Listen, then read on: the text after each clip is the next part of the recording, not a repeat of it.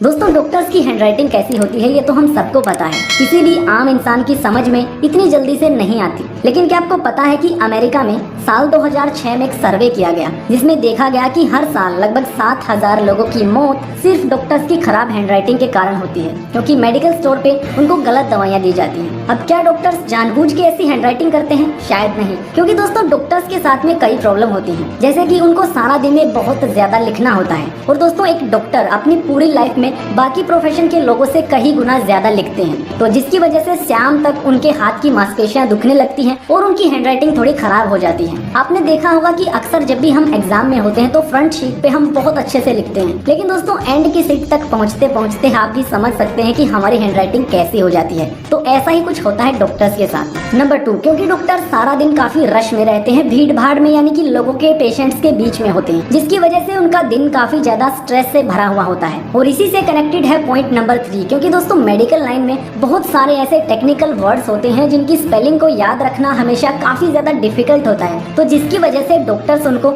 Short form में लिख देते हैं। अब क्योंकि कुछ दवाइयों को डॉक्टर शॉर्ट फॉर्म में लिख देते हैं और साथ में दोस्तों हैंडराइटिंग भी थोड़ी सी खराब हो जाती है, इसके बाद जब वो पेशेंट उन दवाइयों को लेने के लिए मेडिकल स्टोर पे जाता है तो वहाँ पे भी एक प्रॉब्लम आती है। जब फार्मासिस्ट उन दवाइयों को देने की कोशिश करता है, उनको पढ़ता है, तो कई वर्ड्स दोस्तों ऐसे होते हैं जो दिखने में सेम होते हैं लेकिन उनका मीनिंग अलग अलग होता है, तो वहाँ पे गलत दवाइयाँ देने के चांसेस हो जाते हैं, जिसकी वजह से पेशेंट्स बहुत ज्यादा बीमार या फिर कुछ केसेस में मर भी जाते हैं। हालांकि फिलहाल इस चीज को इम्प्रूव किया जा रहा है और डिजिटल रिपोर्ट्स को बढ़ावा दिया जाता है ताकि एक्यूरेसी बिल्कुल 100% हो और किसी भी पेशेंट के साथ कोई भी हादसा ना हो। वैसे दोस्तों आप इस बारे में क्या सोचते हैं, कमेंट करके जरूर बताइएगा। मैं मिलता हूँ आपसे अगले वीडियो में। बाय।